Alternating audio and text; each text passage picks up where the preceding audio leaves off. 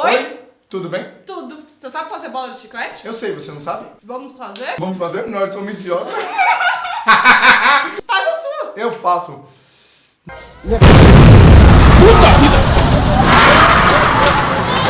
O judeu não sabe.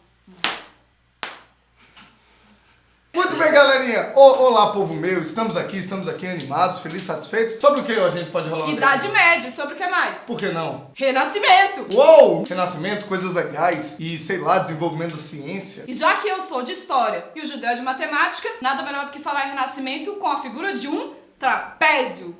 Conforme você pode ver aí na nossa imagem, a área de um trapézio vai ser calculada com base maior mais base menor vezes a altura sobre 2. A Idade Média ela é um período que corresponde a aproximadamente 1000 anos. Você pode observar que a base do trapézio é a maior, do século V ao século XV. Então, a base do trapézio, que é a maior parte do trapézio, é a que corresponde ao período de toda a duração da Idade Média, um período de aproximadamente 1000 anos. E esse período de 1000 anos não pode ser um período homogêneo. Nós temos a Alta Idade Média, a Baixa Idade Média e a Idade Média média. É também conhecida como Idade Média clássica. É o feudalismo, professora? Exatamente, Uou! professor! Período do feudalismo, poder político descentralizado, economia de subsistência, o feudo, que dá origem à palavra feudalismo. Que criativo. Né? É um período de poder político fragmentado, descentralizado.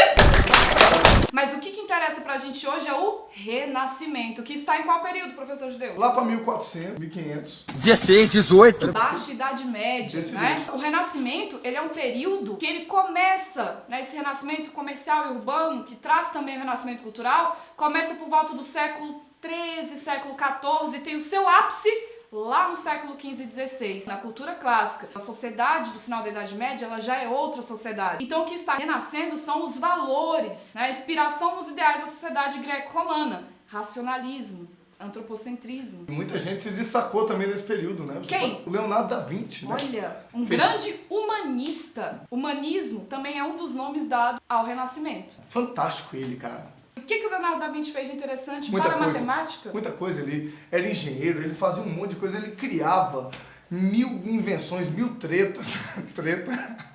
E outra coisa aí, muito importante pra gente, do Renascimento, é que você tinha uma valorização muito grande de formas.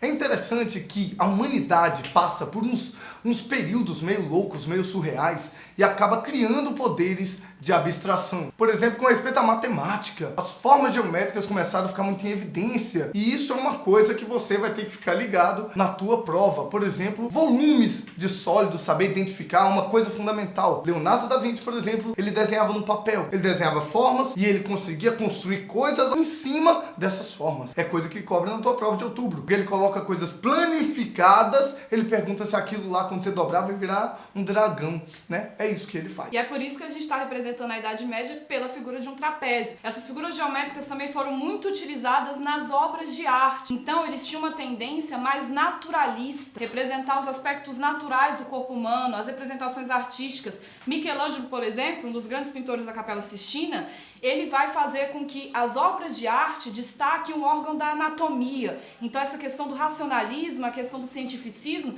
ela também é muito reforçada no Renascimento.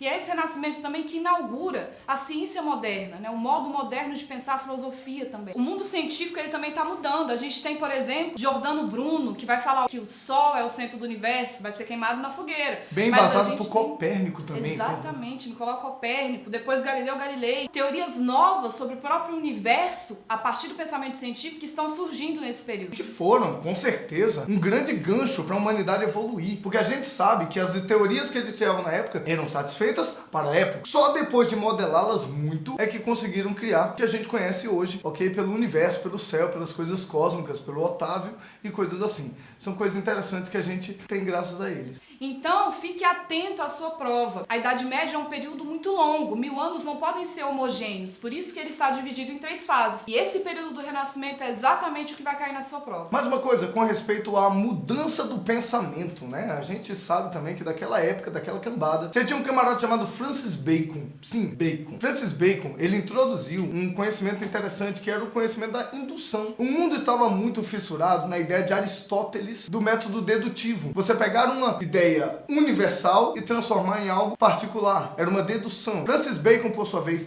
introduziu uma forma diferente de pensar. E é importante você saber pensar diferente. Como, por exemplo, você ter algo regional e transformar em algo geral. Um pensamento que Francis Bacon poderia ter desenvolvido pra gente seria dizer que todo cisne é branco porque ele viu 2 ou 3 cisnes brancos. Não é de todo verdade, mas é uma forma interessante de você produzir um grande resultado a partir de algo regional. Então, espero que vocês tenham curtido a nossa DR e não deixem de acompanhar o nosso canal. Ah!